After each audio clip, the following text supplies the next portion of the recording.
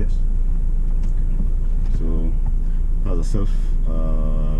This is the Renault Kadjar. Renault Kadjar has a self-parking mode, which I'll show you just now. So it's just a button over here, which you press.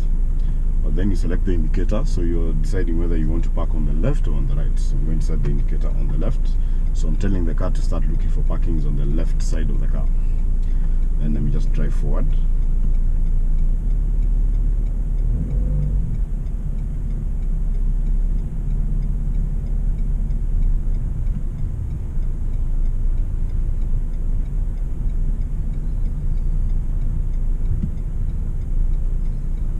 Car has indicated that it has found a parking.